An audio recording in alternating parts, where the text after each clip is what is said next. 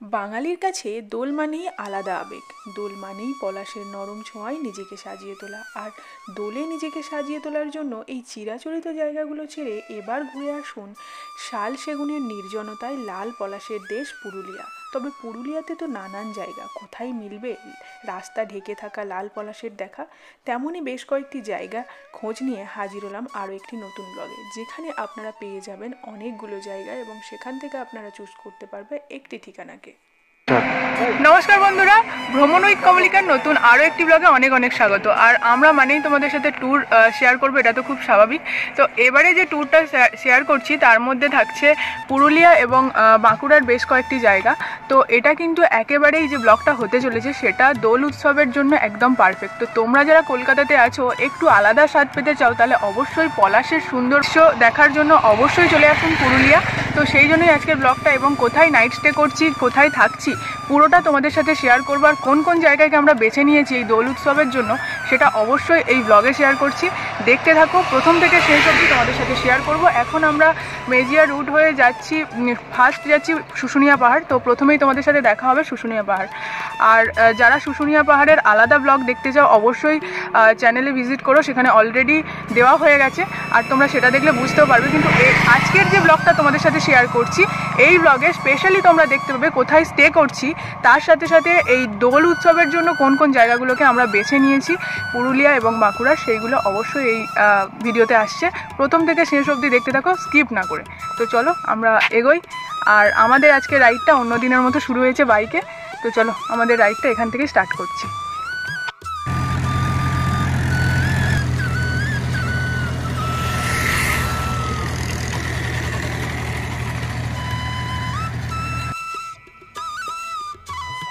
প্রথমেই যে জায়গাটি আমরা বেছে নিয়েছি সেটি হলো শুশুনিয়া পাহাড়। এখানে যে মরুদ বাহা ইকো পার্ক রয়েছে, তো এই ইকো পার্কের মধ্যে রয়েছে একটি পলাশের সুন্দর জায়গা।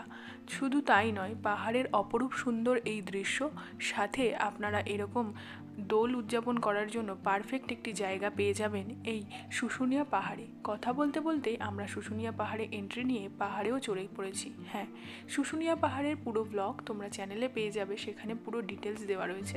তো যাই হোক, ফাইনালি আমরা শুশুনিয়া পাহাড় থেকে নেমে যাব মরুদ। ফাইনালি আমরা নিচে চলে এসেছি আর এবার আমরা যাব শুশুনিয়ার পার্ক। তো চলো পার্কে কি দেখা যাক।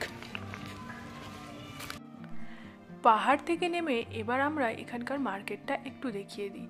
কাছাকাছি যে দোকানগুলো আছে, এখানে পাওয়া যাচ্ছে নানান ধরনের সামগ্রী।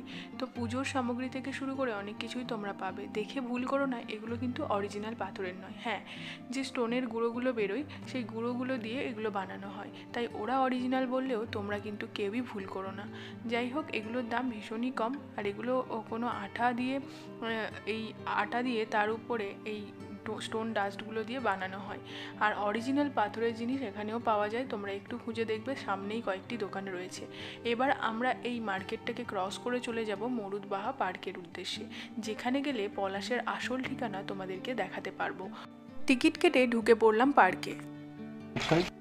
প্রথম ডেস্টিনেশনে আমরা চলে এসেছি। তো এই প্রথম ডেস্টিনেশনে তোমরা দেখতেই পাচ্ছ শুশুনিয়া পার্ক ঘুরলাম। আর পার্ক ঘুরে এই পার্কের এক্সিট পয়েন্ট, যেটা মানে পার্ক থেকে পাহাড়ের দিকে যে এক্সিট পয়েন্টটা রয়েছে, সেটা দিয়ে আমরা এন্ট্রি করলাম পার্কে। আর এখন রয়েছি আমরা মানে যেখানে এই পলাশের অসম্ভব সুন্দর একটা অনুষ্ঠানে সুসজ্জিত হয়।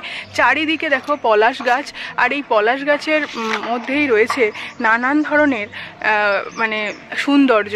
তো এটা দেখতে অসম্ভব সুন্দর লাগছে। আর এই পেছনটাতে দেখছো এখানে যেটা রয়েছে, এটা হচ্ছে একটা স্টেজ, যেটা কিনা এই দোল উৎসব উদযাপন করার জন্য একদম পারফেক্ট একটা ডেস্টিনেশন হতে পারে। আপনি যদি মনে করেন এখানে আসবেন, তো আসতেই পারেন দোল উৎসবে। এখানে চারিদিকে তো প্রচুর পলাশ গাছ, পুরো জঙ্গলটাই এখানে রয়েছে পলাশ গাছে সাজানো। আর এখানে যেগুলো দেখছো ছোট ছোট কটেজ রয়েছে, এগুলো একেবারেই সরকারি। তোমরা যদি আসো এগুলো বুকও করতে পারো, তারও কোনো অসুবিধা নেই। অলরেডি পলাশ ধরে গেছে, সেটার ভিউ তোমাদের একবার দেখাই।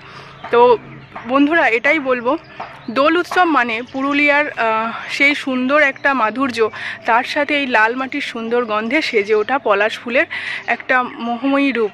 তো সেটা দেখতে তো অবশ্যই আমরা চলে এসেছি। তো চলো দেখা যাক। চারিদিকে সোজা হয়ে দাঁড়িয়ে থাকা এই সুন্দর পলাশ গাছগুলো পাতা ঝরিয়ে ফুল দেবে, আর সেই সময় হবে পলাশের উৎসব। এই পলাশ উৎসবে সেজে ওঠে পুরো চারিদিকে লাল ফুলে, আর এটা দেখতে অসম্ভব সুন্দর লাগে। শুধু তাই নয়, এটা দেখতে আসে প্রচুর মানুষ। এখানেও কিন্তু দোল উদযাপনের জন্য একটা পারফেক্ট ডেস্টিনেশন হতে পারে। তো যাই হোক, এখানে যে কটেজগুলো দেখছো এগুলো তোমরা ভাড়ায় পাবে, এবং তোমরা বুক করতে পারো অনলাইনে বা ফোন করে। তার নাম্বার আমি এখানে দিয়ে দিচ্ছি। তারপর আমরা এখান থেকে গিয়ে পার্কটা একটু ঘুরে নিলাম। শুধু পলাশ উৎসবে পলাশ দেখতে পাবে এমনটা নয়, সাথে কিন্তু তোমরা সুন্দর এই পাহাড়ি দৃশ্য সকাল বিকেল একটা আলাদা রূপ তোমাদের কাছে দেবে, এবং সেটাতে মনটা আরও অনেক ভালো হয়ে যাবে। লাল পলাশের সাথে সুন্দর পাহাড়ের কোলে এইরকম সুন্দর একটি থাকার জায়গা। হ্যাঁ, বিভিন্ন ভাগ। যেগুলো ওই ভেতরের কটেজগুলো আছে ওইগুলো কি রকম? রেটগুলো 3000, তাই তো? আচ্ছা আচ্ছা। আছে আর বাবাদেরকে নিয়ে এলে থাকা যাবে।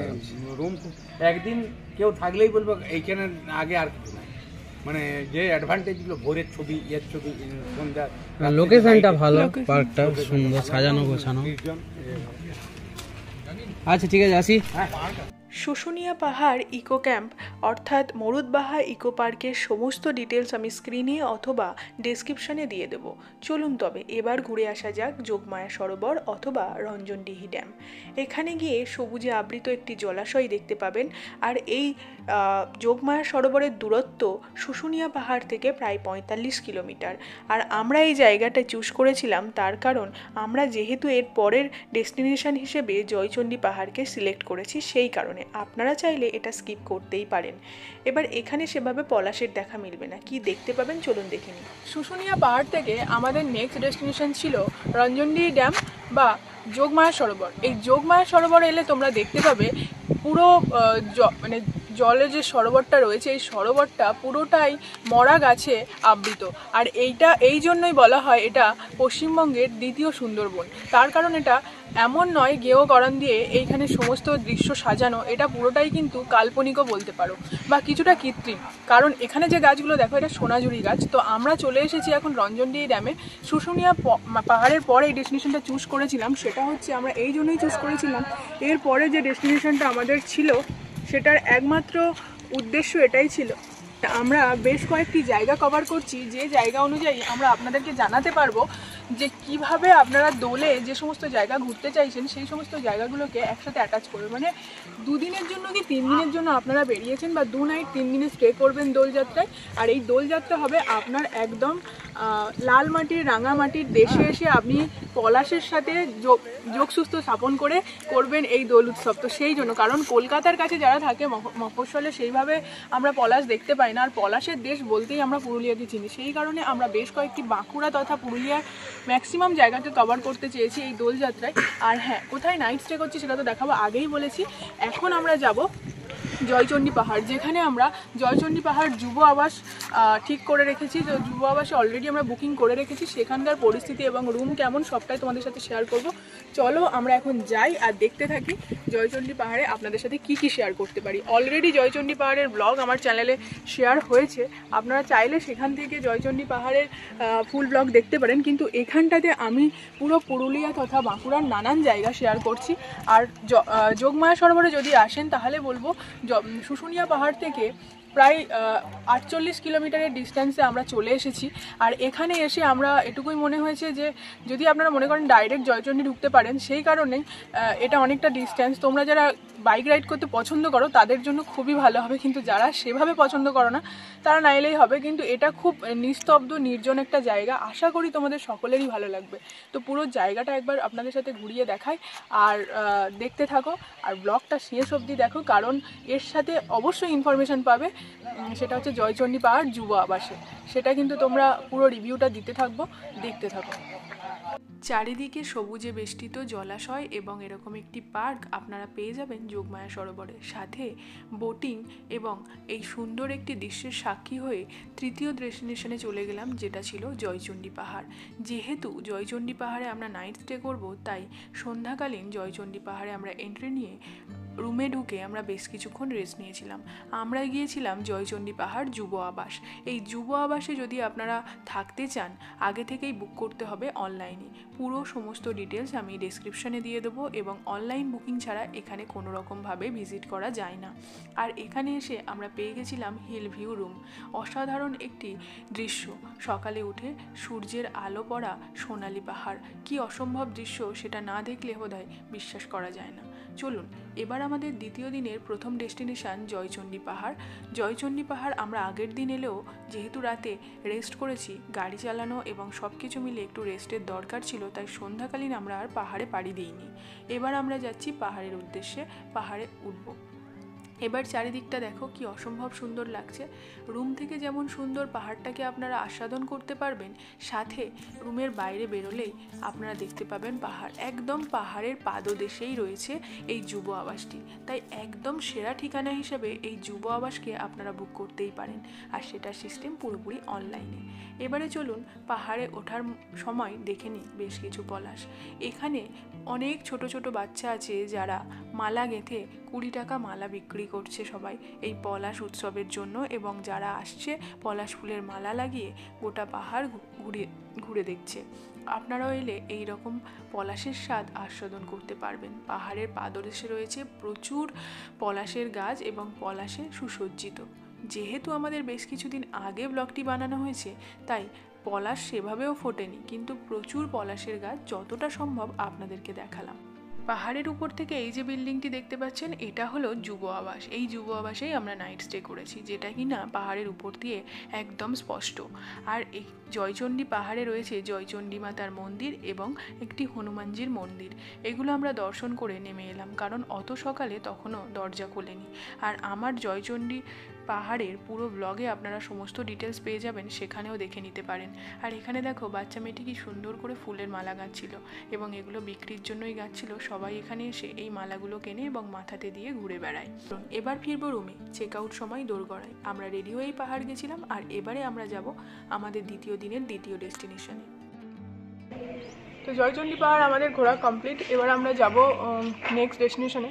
তো সেই জন্য আমরা রেডি হয়ে গেছি। আর দেখো এবার আমরা বেরিয়ে পড়বো এই ইউথ হোস্টেলের মানে যুব আবাসের প্রত্যেকটা যুব আবাসের সব কিছু তোমাদের সাথে শেয়ার করলাম। আর যদি আসো তোমরা এইভাবে বুক করতে পারো তাহলেও হবে, কারণ যুব আবাসে বুক করার জন্য অনলাইন সিস্টেমে বুক করতে হয়। সমস্ত ডিটেলস আমি দিয়ে দেবো, ডেসক্রিপশানেও দেওয়া থাকবে। তো এখানে খাবার বুক করতে হলে একটা নাম্বার দিয়েছিলো, সেখানে ফোন করলে খাবার চলে আসে, সেগুলো সবটাই দিয়ে দেবো। এখানে খাবার অ্যাভেলেবেল নেই, তো সব কিছু ডিটেলস আমি তোমাদের সাথে শেয়ার করে দেবো। তো এখন আমরা বেরোচ্ছি নেক্সট ডেস্টিনেশনের জন্য, সেটা হচ্ছে গড়পঞ্চকোট। তো চলো যাওয়া যাক।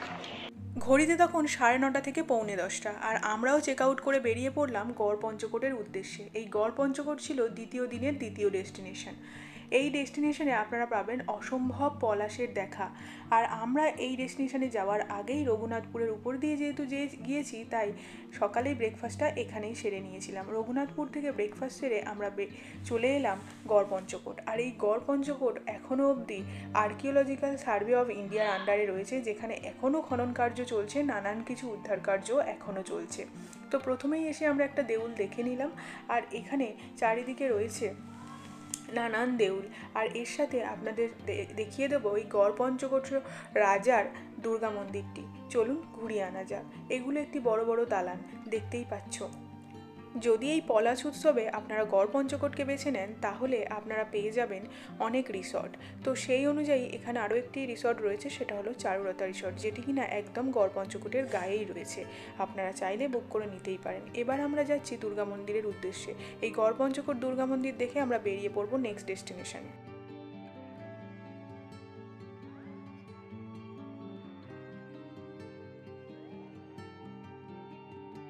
দুর্গা মন্দির ঘুরে এবার নিচের দিকে রওনা হচ্ছি। এবার নেক্সট স্পটে যাব, যেটা হচ্ছে বড়ন্তি। তোমাদের সাথে অলরেডি বড়ন্তির ব্লগ শেয়ার করেছি এর আগে, তো সেগুলো ব্লগে পেয়ে যাবে। আর এটা নাইট স্টে করে যেহেতু আমরা ব্লগ শেয়ার করছি, তো এটার পার্টটা একটু আলাদা হবে। তোমরা দেখো সবটা, আর অবশ্যই কমেন্ট সেকশানে জানিও। কারণ এর পাহাড়টাতে আমরা চড়বো না, তার কারণ আমাদের আর সময় নেই। এরপর আমাদের যেতে হবে বড়ন্তি, তারপরের স্টেপে যাব মাইথন।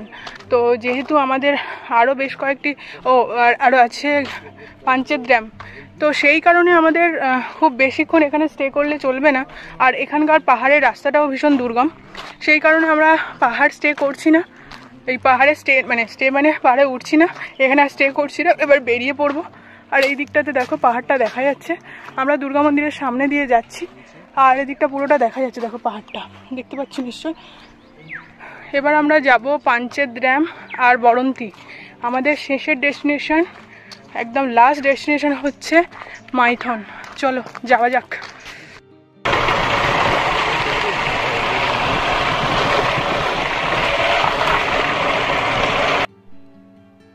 গড়পঞ্চকোট ঘুরে আমরা একটু কয়েকটি দোকানে ঘুরে নিলাম, যেখানে বিক্রি হচ্ছিল এরকম ছৌ নাচ। এগুলোর লেখা রয়েছিল চড়িদা গ্রামের ছৌ নাচ, কিন্তু আদৌ এগুলো চড়িদা থেকে তৈরি কিনা সেটা সন্দেহ রয়েছে। যাই হোক,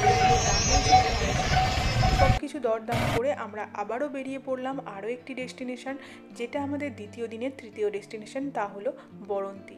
এই বরন্তি হলো অসম্ভব সুন্দর একটি জায়গা, যা কিনা এই পলাশ উৎসবে অসম্ভব একটি ভিড়, মানুষের সমাগম। শুধু তাই নয়, পলাশ উৎসব কাটাতে প্রচুর মানুষ আসেন এখানে প্রচুর পলাশের গাছ এবং সাথে রয়েছে নানান রিসর্ট, বারবিকিউ, সব কিছু পেয়ে যাবেন আপনারা এখানে।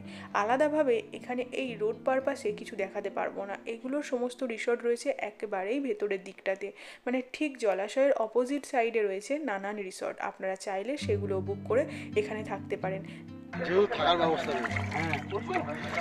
প্রচন্ড ঠান্ডা জলটা, তোমার অপশন বলতে দুটো, পাথরের উপর জলটার কারণে প্রচন্ড ঠান্ডা জল।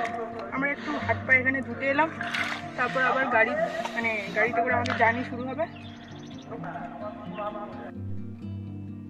বরন্তিতে আছে নানান রিসর্ট। দোল উদযাপনের জন্য অবশ্যই আপনারা সেই রিসর্ট বুক করে এসে থাকুন এখানে, এবং এখানে এলে আপনারা পেয়ে যাবেন প্রচুর পলাশের দেখা, পলাশের জঙ্গল এবং দুধারে পলাশ গাছ, মাঝখান দিয়ে রাস্তা। এ এক অপরূপ সুন্দর দৃশ্য, যা কিনা এই পলাশের খোঁজে আসার জন্য একদম পারফেক্ট ডেস্টিনেশন হিসেবে আসল জায়গা চুজ করতে পারেন এই বরন্তি। এবং লাল মাটিতে সেই সুন্দরভাবে সেজে ওঠা পলাশ, কি অসম্ভব দৃশ্য। এই সমস্ত কিছু দেখতে দেখতে আবারও আমরা পৌঁছে গেলাম আরও একটি ডেস্টিনেশন, সেটি হলো পাঞ্চেত ড্যাম। আপনারা চাইলে এই বরন্তিতে থেকে পাঞ্চেত ড্যাম, গড়পঞ্চকোট সবটা একসাথে কভার করতে পারেন। তাই অবশ্যই আপনারা এলে বরন্তি কিংবা গড়পঞ্চকোটে স্টে করতে পারেন, তার সাথে এই জায়গাগুলো আপনারা ঘোরার জন্য নিয়ে নিতে পারেন। তো পাঞ্চেত ড্যামে এসে আমরা ড্যামের নিচটাতে নেমে গিয়ে দেখিয়ে দিলাম জলের যে স্রোত আসছে সেটা ঠিক কীরকমভাবে পড়ছে, আর আওয়াজটা আপনাদেরকে দেখিয়ে দিলাম। এই দৃশ্যটা দেখতে খুব অসম্ভব লাগছিল। এর আগে যে ব্লগটা আপনাদের সাথে শেয়ার করেছিলাম বরন্তি, গড়পঞ্চকোট এবং এই সমস্ত বেশ কয়েকটি জায়গা, তখন কিন্তু আমরা পাঞ্চেত ড্যামটাকে এই রকম রূপে দেখতে পারিনি, কারণ আমরা তখন বর্ষার বেশ কিছুদিন পরে এসেছিলাম। এই সময় এসে পাঞ্চেত ড্যামটাকে খুব সুন্দরভাবে একটা অসম্ভব দৃশ্য দেখেছি, আর এরও চারিদিকে সেজে আছে পলাশ গাছে ভরা। অসম্ভব সুন্দর এই দৃশ্যগুলো দেখতে ভালো লাগছিল। যেহেতু আমরা 1 মাস আগে গেছি, তাই অতটাও পলাশ ফোটেনি, সেভাবে আপনাদেরকে ক্যাপচার করে দেখাতে পারিনি। কিন্তু পলাশের সিজনে যদি আসেন, অর্থাৎ দোলের সময়, এখানে এলে দেখতে পাবেন চারিদিকে পলাশে সুসজ্জিত রয়েছে।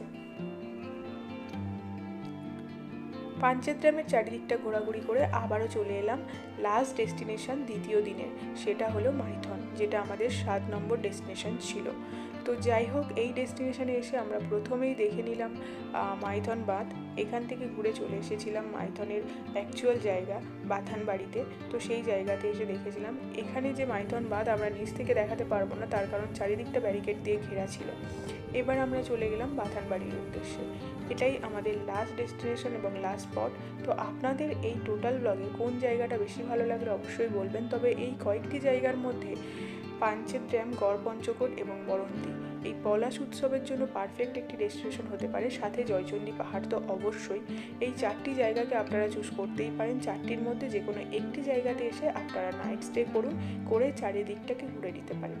তো যাই হোক, আজকের ব্লগটা খুব বেশি বাড়াবো না, এই লাস্ট স্পটে এসে পুরো স্পটটা আপনাদেরকে দেখিয়ে দিই আর বিদায় জানাবো এখানেই। আজকের এই ব্লগটি আপনাদের কেমন লাগলো জানাতে ভুলো না। এটা কিন্তু মাইথনে পৌঁছে গেছি, আর মাইথনের চারিদিকটা ঘুরে আপনাদেরকে দেখালাম। এখানে বোট সিস্টেমও রয়েছে, আপনারা চাইলে বোটিংও করতে পারেন। সামনের এই যে টিকিট মূল্য দিয়ে এই বোটগুলোকে আপনারা বুক করে বোটিং করতে পারেন নানান দ্বীপে যাওয়ার জন্য। তো এখানে দেখো বোটগুলো রাখাও রয়েছে, আর মাইথনে এলে এইটা কেউ করবে না এমনটা হতেই পারে না।